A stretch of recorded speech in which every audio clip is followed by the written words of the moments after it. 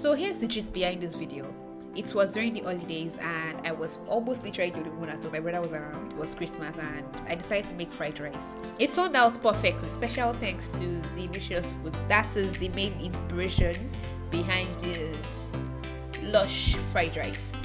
You should watch this video if you are interested in a fried rice recipe that prevents your rice from getting spoiled for a long time. Also watch this video if you are interested in stepping up your fried rice game.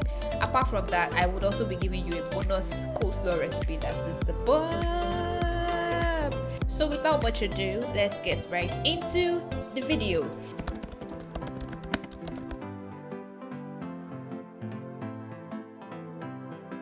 We will be frying our rice with some cooking oil. It is very easy to get confused at some point because you start feeling like, why is it getting sticky? I hope the rice is not getting spoiled. That's perfectly normal. Fry the rice until it is no longer sticky and it is slightly brown too.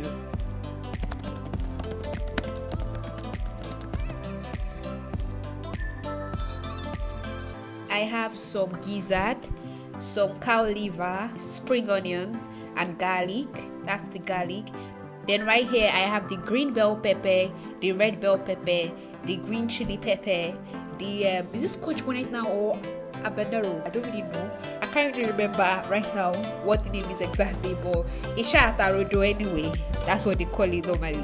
It's right in between the green and red bell pepper. Then we have the carrots. After that we have the cabbage. Then we have the onions, sweet corn, and peas. Then apart from that, I have my specially marinated chicken fillet. I chopped it into pieces. Then I added whole oregano to it. I added curry, thyme, turmeric, chili pepper. They call it akagimu. I added salt, seasoning, some garlic powder. I added some ginger powder. I mixed it with some normal garlic also. Then apart from that one, we have the curry and we have the thyme. I think that was pretty much what I added. You can find all the ingredients I used in the description, so that's not going to be a problem.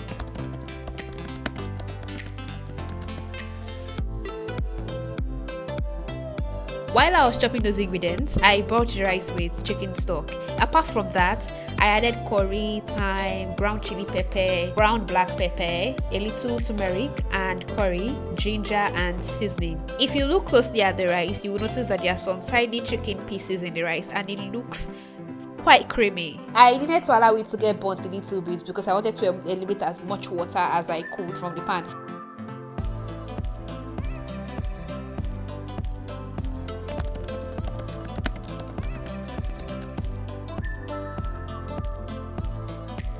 So I scooped the rice out of the pot, I added a little bit oil, and I poured in my chicken fillet. The goal here was to fry until it was no longer raw. At the point that it stopped being raw, we would add a little bit onions to it. You can see that the color already changed in this place. I'm just waiting for it to get a little bit brown.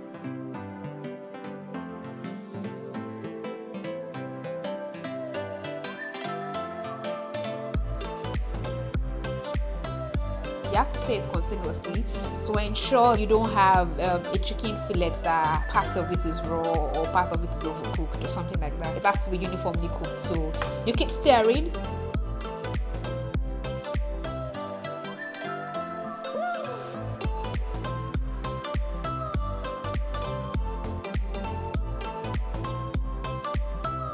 You have to continue stirring until the chicken turns brown.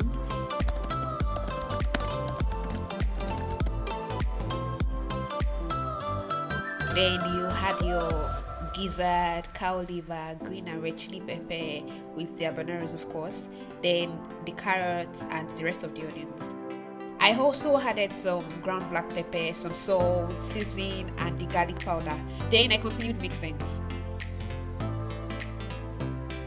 At this point already, it's giving good enough to eat. I mean, the colors are seriously given.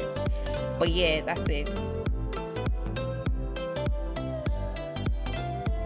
It's important for you to cook the gizzard separately from the cow liver because if you cook it together, it might mess up their individual flavors.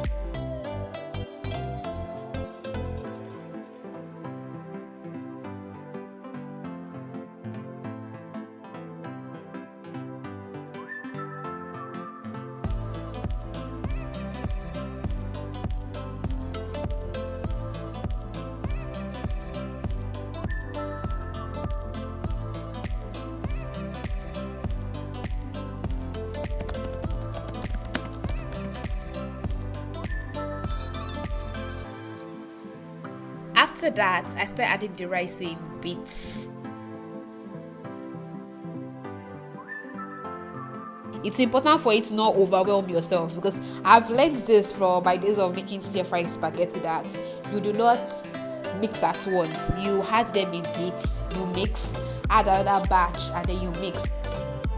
That's pretty much how to do it, or else it becomes really hard for you to get everything to be evenly mixed with each other. I added another batch and then I mixed again.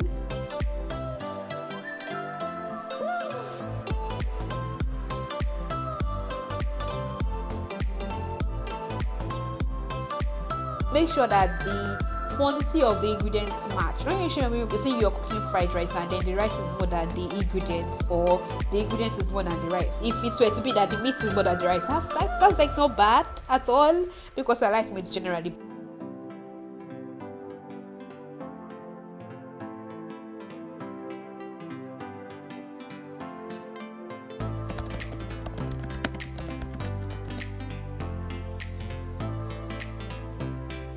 I already added cabbage in this place because I just wanted to see how it would look like, and then I added the spring onions. Added the spring onions right here, and then the green peas.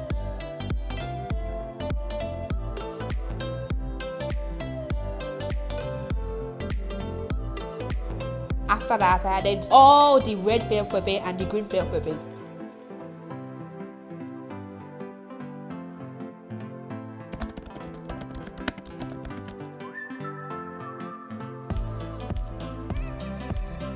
So I now decided to stir it. I decided to stir it. That's me stirring. Oh, come on. It makes so much sense.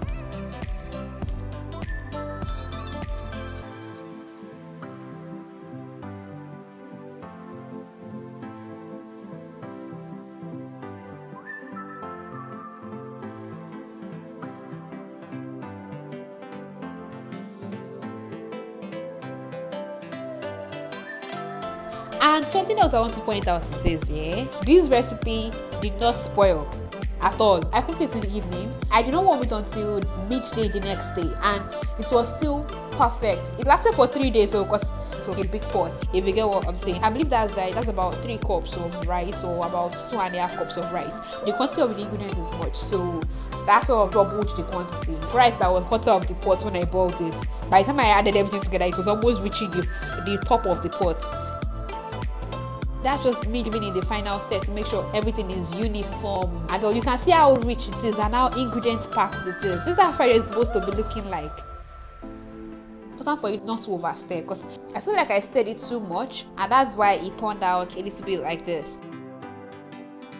Apart from that, I also used short grain rice. That explains the way it looks like. It's preferable for you to use long grain rice or basmati rice. Either ways, I do not think it's really looked bad at all, and it made sense at the end of the day. So that's the end of the fried rice. After that, I decided to cover the pot and then I allowed it to steam. This step is very important because all the ingredients will merge together.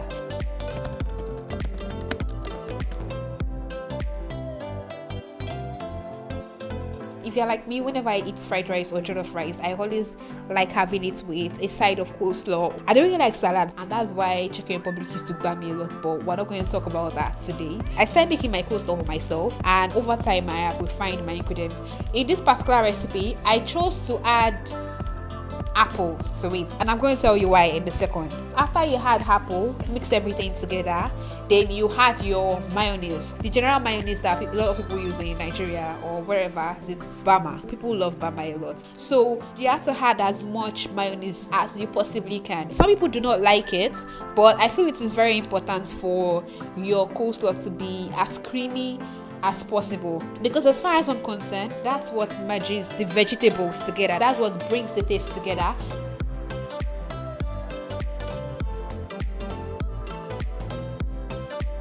Please, it's important for you to subscribe. If you subscribe to this channel, you are absolutely helping me, and you also help me, encourage me to make more videos that make sense. So I'm imploring you to subscribe. I would really appreciate that, and you can also be kind enough to give me a thumbs up if you've watched this point. You have to have enjoyed this video if you've gotten to this point.